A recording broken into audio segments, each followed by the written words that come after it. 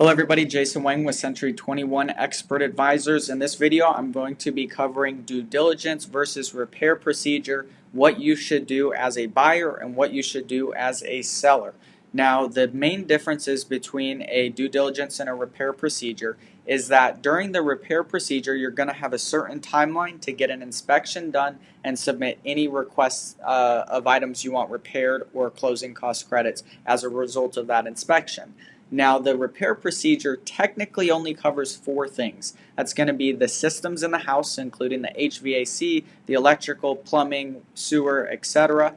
It's going to cover the environmental concerns, so any radon, mold, or lead, things along that sort. It's going to cover the roof being free of leaks, and it's going to cover any structural concerns, okay? So technically the repair procedure says in the event there's any issues with these four categories, then the buyer has the right to request the seller either fix it or offer a credit in lieu of repairs. Now, in the event that the seller says, I'm not going to do these repairs or I'm not going to offer you your credit, the buyer at that point technically is able to terminate the contract and walk away, and at that point in time would probably request their earnest money back if the seller's not cooperating.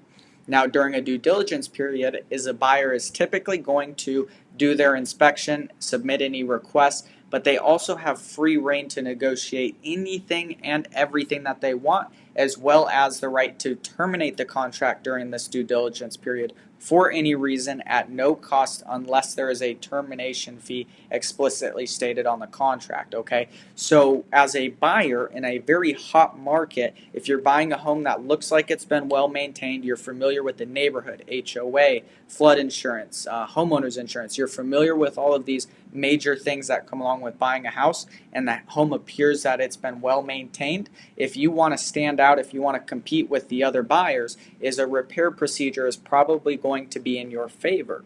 Now, if you're buying a home, let's say you're buying a home sight unseen, or you're from out of town and you're not familiar with the area, the flood zones, HOAs, etc., and the house might be a little bit of an older house, you may want to go the due diligence route. However, your offer is not going to be as competitive, okay?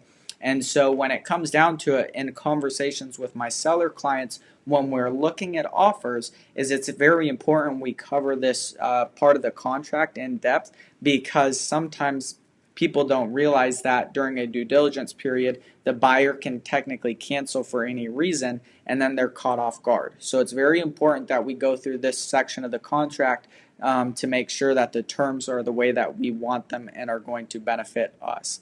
All right, price is not the only thing that's important in an offer. We want to make sure that we're protected thoroughly throughout the entire contract and the closing period, okay? So for those of you that are making offers on properties, or you're thinking of it, or if you're a seller and you're starting to entertain the idea of selling, it's very important you understand these parts of the contract so that you don't get tied up either as a seller and the buyer's just walking away for no reason, but also as a buyer, making sure that you're aware of the strength of your offer based on the terms, and you don't keep submitting these offers and they're getting declined by the seller. So if you have any questions for me about due diligence, repair procedure, what you should do as a buyer or seller, please don't hesitate to reach out. My direct number is 843-926-2055.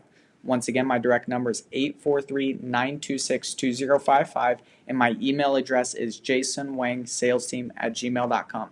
If you have any questions at all, please reach out, and I look forward to being a resource for you.